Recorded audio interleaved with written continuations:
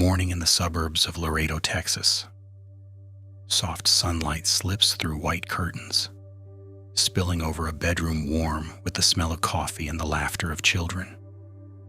A young woman steps out of the kitchen, holding a porcelain mug that reads, "Nurse Life."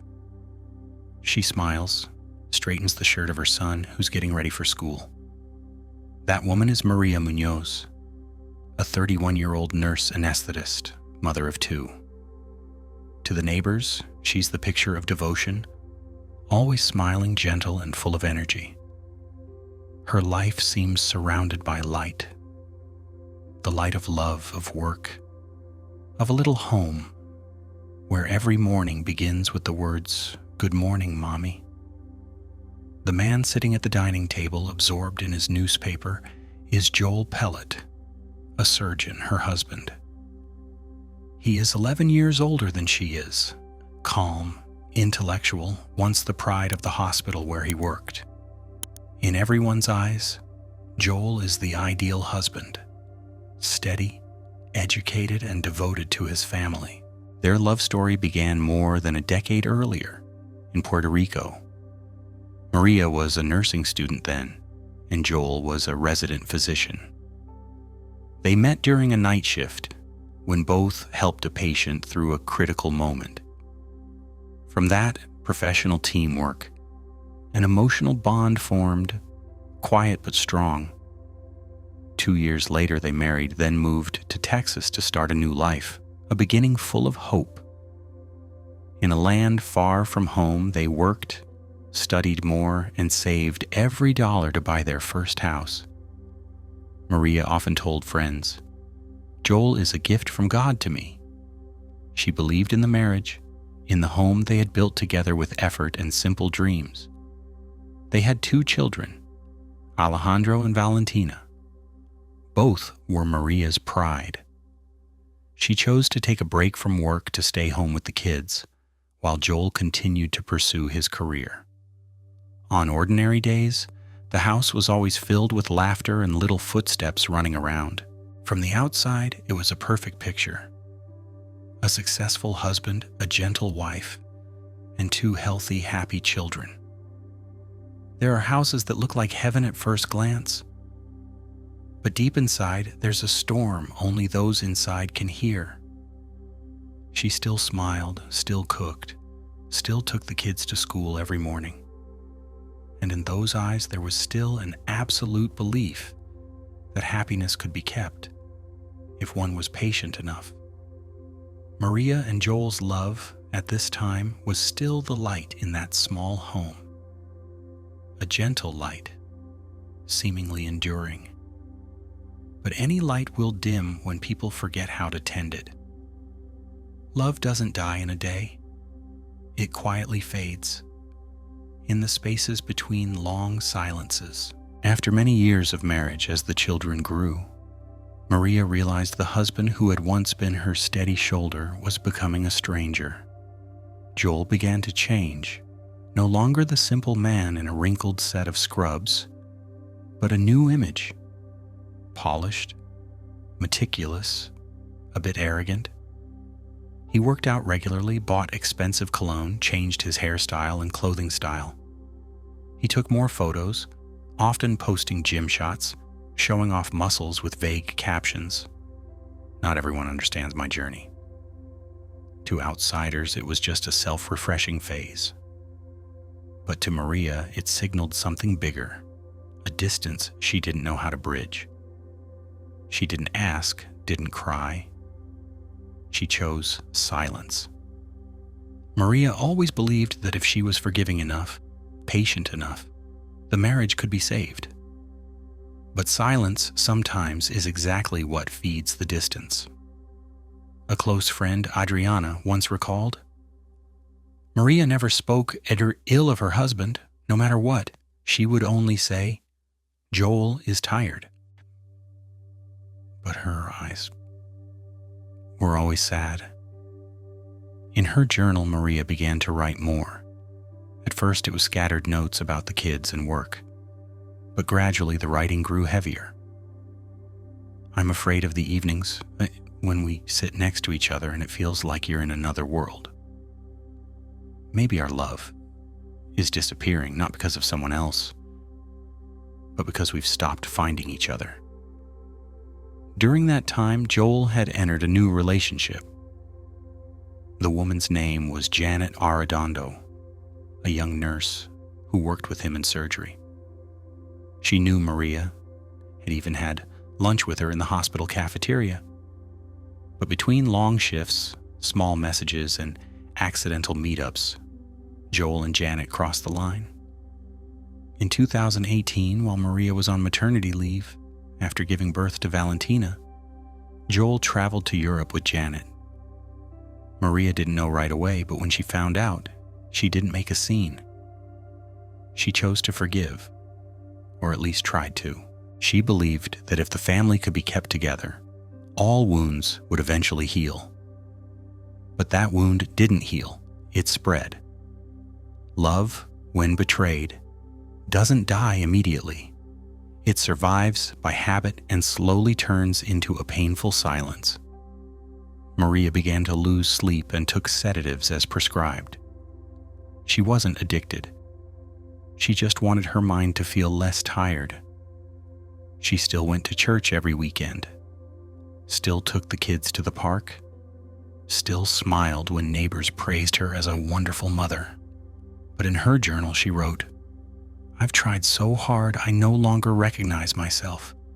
Maybe love can't save someone who doesn't want to be saved." And then, something changed.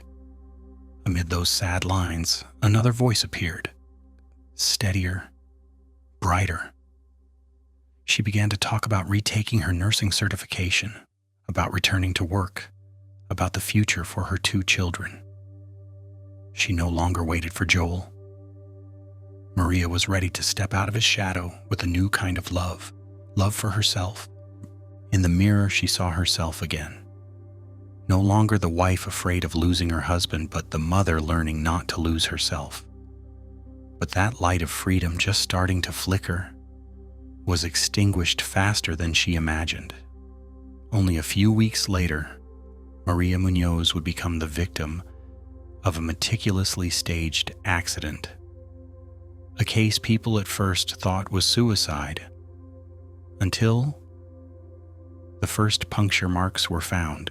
In the small house at the end of the street, the bedroom light was still on. Maria Munoz sat at the table, writing a few last lines in a gray notebook, the place where she poured out the thoughts she never spoke aloud.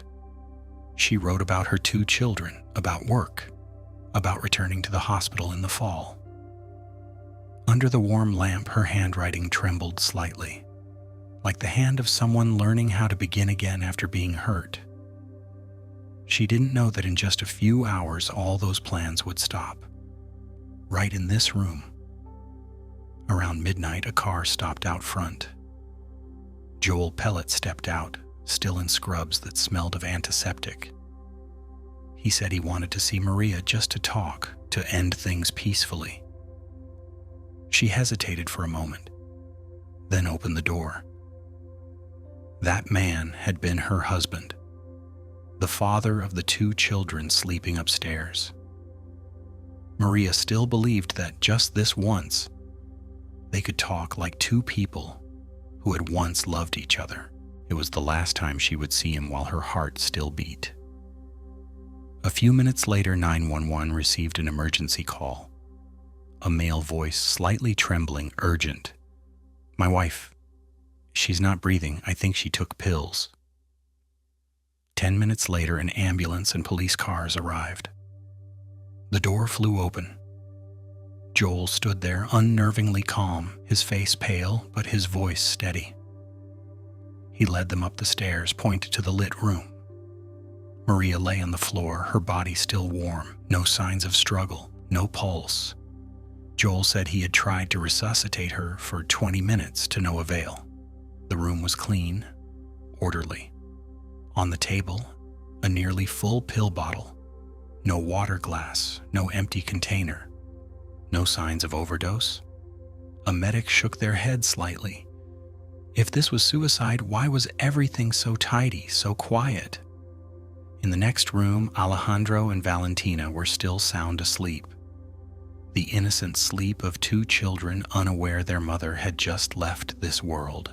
When asked, Joel said his wife was depressed, that she had talked about death, and that tonight they had reconciled, had a happy evening. But his words rang in the room like a rehearsed reading. No trembling, no breaking, only cold and slick like glass. A young officer noticed Joel kept fiddling with something in his pocket. His body-worn camera had recorded the moment. The doctor quietly slipping a pill bottle into his pocket. Then a few minutes later pretending to find it and hand it over. A small movement that stunned the entire investigative team. The bathroom next door was completely dry. No steam on the mirror, no wet towels, no water droplets on the floor, while Joel claimed he had been in the shower when Maria collapsed. A small puncture mark was found in the right elbow, a place where a right-handed person like Maria could hardly inject herself. In the eyes of those present, her death no longer looked like a suicide. It was silent, precise, clean, like a surgery that leaves no blood. When everything ended, Joel said softly, "I did everything I could." No one responded. Outside the window, the ambulance lights flashed, washing over white walls like a sheet of paper that never got to have the next chapter written on it. That night, silence became the first piece of evidence. And in that house, people began to realize there are killers who don't need a knife. They only need to know too well how to make a heart stop beating. When the ambulance lights left, the small house at the end of the street sank into stillness. Only a few figures in police uniforms moved slowly through the brightly lit room. No one spoke, but everyone knew something was wrong here. A 31-year-old woman, healthy, no underlying illness, no signs of struggle, dead in a room as clean as an operating theater. And the husband, then a doctor, was precisely the kind of person who could create that scene. As the crime scene unit took photographs, they noticed everything was almost perfectly, unnaturally neat. No spills, no footprints, no fragments, nothing. No steam on the mirror, no wet towels, not a drop of water on the floor. An older officer shook his head slightly. If he was just in the shower, where's the water? At the corner of the bed, someone found a small object, a butterfly needle, the kind used in hospitals to inject into small veins. It was smeared with a faint trace of clear fluid, dried, tossed behind the bed, as if someone had tried to hide it but hadn't had time. They sealed it in an evidence bag. No one said it aloud, but all eyes turned toward Joel. He was invited to the station to give a detailed statement. Sitting down, Joel trembled slightly, not from cold, but from tension. He repeated almost exactly what he'd said before, that he was in the shower, heard a noise, he ran out and found his wife unconscious, that she had talked about wanting to die, that he had tried to save her but couldn't. The account was even tidy, but lacked the emotion a real husband would have. An officer quietly watched the screen in front of him. In the body cam footage from that night, Joel had clearly hidden the pill bottle in his pocket, then a few minutes later happened to hand it in. When asked, he forced a weak smile and said, an officer quietly watched the screen in front of him. In the body cam footage from that night, Joel had clearly hidden the pill bottle in his pocket, then a few minutes later happened to hand it in. When questioned about that action, he only forced a weak smile, saying he hadn't realized he was holding it and that he'd been too shocked by the situation. But his eyes showed no trace of shock. They were empty, the gaze of someone calculating. I didn't realize I was holding it. I was just too shocked. But his eyes showed no sign of being stunned. They were empty, like someone calculating. Police requested a warrant to search the house. Joel objected, saying Maria wouldn't want strangers rummaging through her things. But they proceeded anyway. In the nightstand, they found a notebook, the personal journal Maria wrote in daily. The soft cover was a bit worn at the corners. The pages scented faintly of perfume. The early pages held Joy's plans, little stories of a young mother, but further in, the handwriting grew darker and more compressed. I'm afraid of losing you, but I'm even more afraid of living beside someone who is no longer you. I don't know how much longer I can endure. If one day I leave, tell the children their mother tried her best.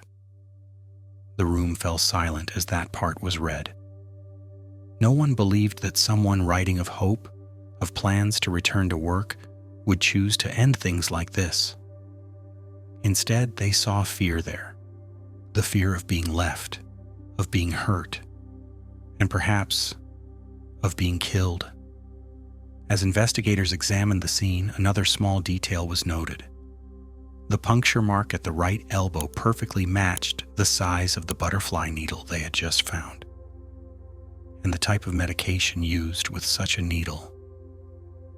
Only someone in healthcare would know and have access to.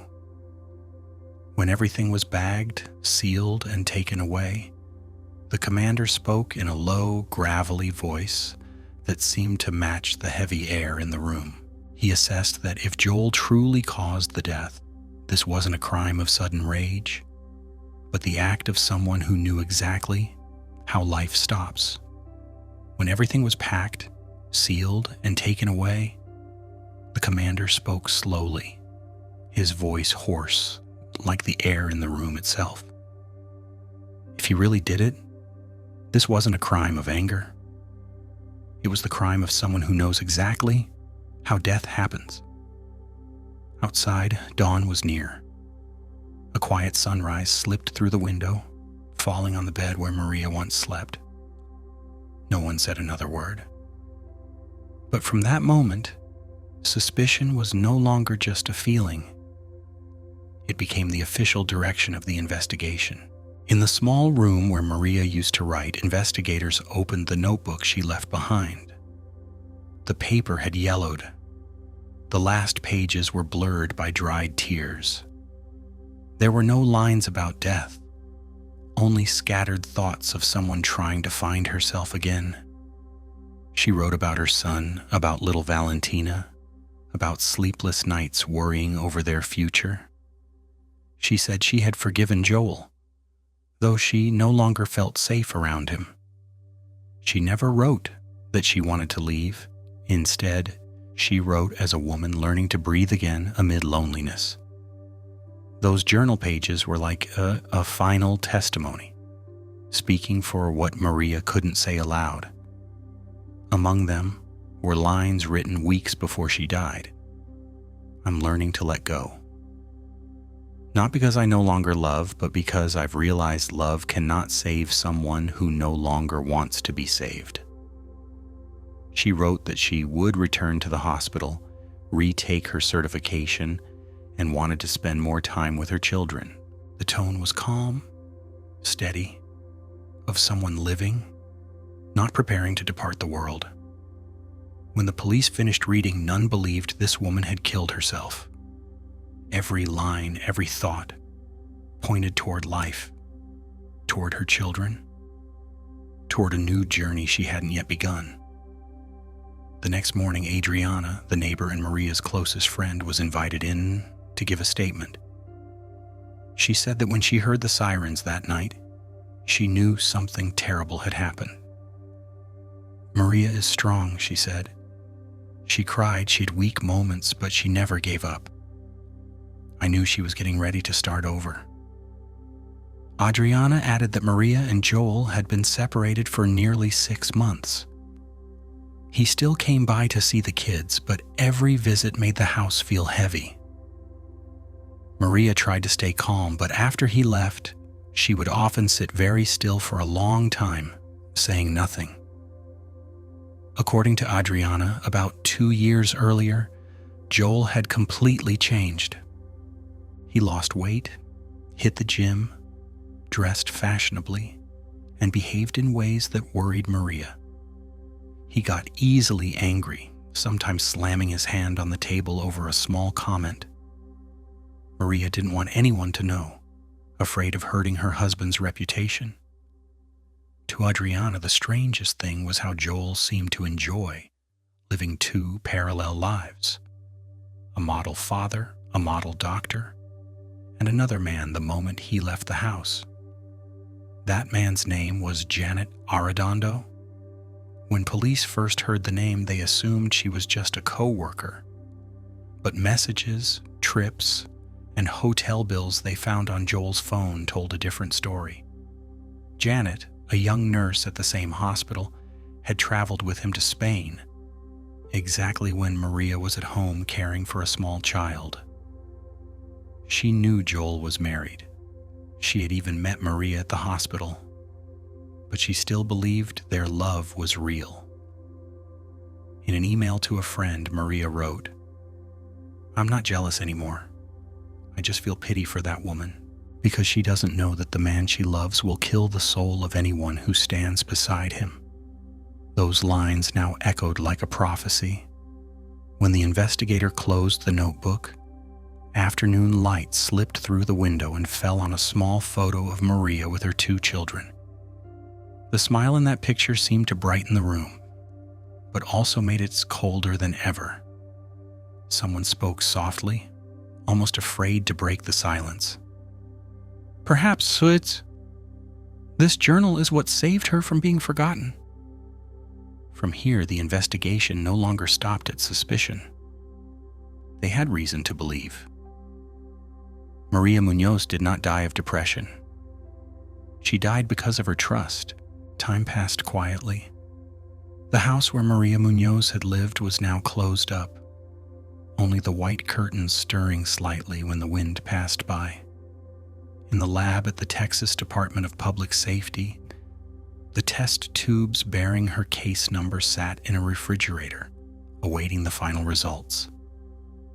And then, on a morning in early 2021, the report was printed. Numbers as cold as ice, enough to quiet everyone in the room. In Maria's body, traces of 7 different anesthetic drugs were found. They were specialized medications found only in operating rooms, where Joel worked every day. A specialist read the list again, slowly, as if afraid of the words themselves. Propofol, fentanyl, lidocaine, ketamine, midazolam. Just one of them, at that dosage, could stop a heart within minutes. Here they were blended together with surgical precision. The report contained a single line: "Death couldn't have been accidental." From that moment, the case of Maria Munoz was officially treated as a premeditated murder. Police went to arrest Joel Pellet at the apartment where he was living with his lover, Janet Arredondo. When the door opened, Joel stood straight, neither surprised nor questioning why, looking directly at them and saying softly. When police knocked, Joel opened the door and stood straight in the doorway. He didn't show surprise or panic, didn't ask why. He just looked straight at them with absolute composure. His voice then was calm to the point of cold, as if deep down he had known this day would come. He just hadn't expected it so soon. "I need to see a lawyer." His voice was calm to the point of cold, as if he had known this day would come, just not how soon. At the station, Janet was called in for questioning. She arrived in a medical blouse, eyes red-rimmed, but trying to stay composed. At first, she said she knew nothing, that Joel had never told her about things between him and Maria, that she was only a lover at the wrong time. But when the prosecutor put an immunity agreement in front of her if she cooperated, Janet fell silent for a long time. Then she began to speak. She said Joel often brought drugs home from the hospital, saying it was to study chemical reactions. She hadn't suspected anything at first, but once she saw him inject himself. He said it helped him relax, helped clear his mind. Gradually, she realized what he was addicted to wasn't the drugs, but control. He knew exactly what dose would make someone stop breathing and how long after that the heart would stop, Janet said, her voice shaking at the memory. She said that on the night of September 21st, a day before Maria died, Joel said something that sent a chill through her. Tomorrow, everything will depend on how the conversation goes. She thought he meant family matters. Now she understood. It was an appointment with death. When confronted, Joel admitted injecting his wife with a dose to help her calm down, but insisted he hadn't intended to kill her. He said Maria had taken pills beforehand, and the death was a tragic coincidence. But the numbers in the report didn't lie. 7 drugs, 7 precise doses. Only one person could do that without causing the victim pain. That person was a doctor. That person was her husband. He once saved lives with these hands. But that night, those hands chose to stop on the heart of the woman he once vowed to love for life. In the interrogation room, Joel sat still, his eyes empty. Outside the window, the dim afternoon light fell on his face, cold and pale. No one said anything more. And at the corner of the table, an investigator wrote 4 words in his notebook. The crime of knowledge. There are no victories in a murder verdict. Only children who grow up with the memory of losing both mother and father. 3 years passed since the night the light in that small room went out forever. In March 2023, the Webb County courtroom opened, carrying the chill of the inevitable. Maria Munoz was no longer there, but her name resounded in every testimony, every piece of evidence, like the last breath of justice. The courtroom was bright white, silent.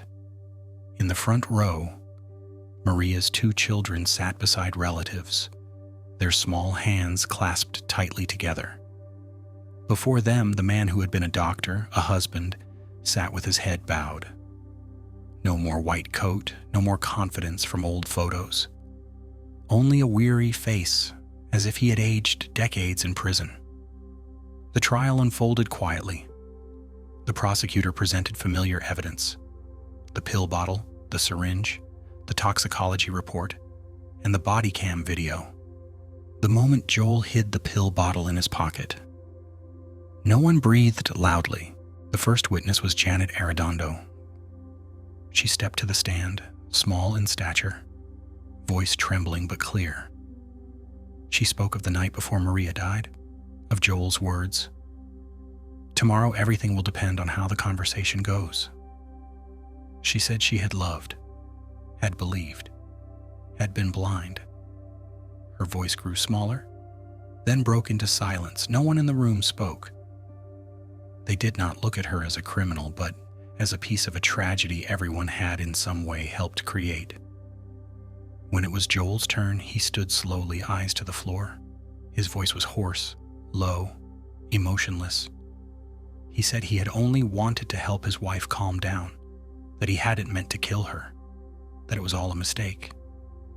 But in that room, those words fell like dust, light and meaningless. No one believed a person could accidentally mix 7 anesthetics and inject them into someone they loved. The silence lingered, heavier than any indictment. The jury returned after 3 days. When the sentence was read, Joel didn't blink. Life imprisonment. No resistance, no cries of injustice. He only nodded as if finally hearing what he had long known. 2 officers approached and cuffed him. As he passed by, light from the window reflected on his wrists. Hands that had once saved lives, now bound by his own guilt. Outside, Janet stood on the steps, quietly watching him go. She said she would spend the rest of her life praying, not only for Maria but for Joel and for herself. Her voice was small, as if afraid the wind would carry it away. When the courtroom doors closed, Maria's story closed as well. No more arguments, no more hypotheses, only the truth, simple and quiet. People say justice arrived late, but it still arrived, like the last light shining into a room once submerged in darkness. Some sins don't deserve forgiveness, but they still need to be understood. Because through understanding, people may learn to stop before repeating them. Maria Munoz died believing love could save, but love without humanity can kill the best parts of us. When dusk settles over Laredo, the last light often filters through the trees in front of the little house where Maria Munoz once lived. Neighbors say they sometimes still see the 2 children playing in the yard, giggling under the golden sun. That house has changed. Quieter, gentler. No more arguments, no more blue scrubs crossing the threshold. Only the warmth of memory and those who still believe in kindness. Maria once dreamed of a simple life, to work at the hospital, to care for others, to see her children grow up in peace. She didn't dream of wealth or glory, but sometimes tragedy comes from the smallest dreams, when they collide with someone else's greed. She's gone, taking her light with her. And perhaps somewhere, when dawn comes slowly through a hospital window, someone will remember this. Hands born to save should never be used to destroy a heart. Yet through every journal page, through the voices of friends and the eyes of her 2 children, Maria remains, not in pain, but in the gentleness of memory. She is no longer a victim, but a reminder. That knowledge is worthless when separated from compassion. That love cannot survive when reduced to possession. And that sometimes silence is a cry for help we failed to hear. They say justice arrives late. But perhaps true justice doesn't lie in the verdict. It lies in what we learn from loss. And if Maria could say anything today, perhaps she would simply smile and say, "Live a little kinder and don't hurt those who only want to love you." The wind still passes through the trees. The house still stands there, peaceful as if no storm had ever come. And Maria Munoz, the woman who loved with all her heart, has finally been laid to rest.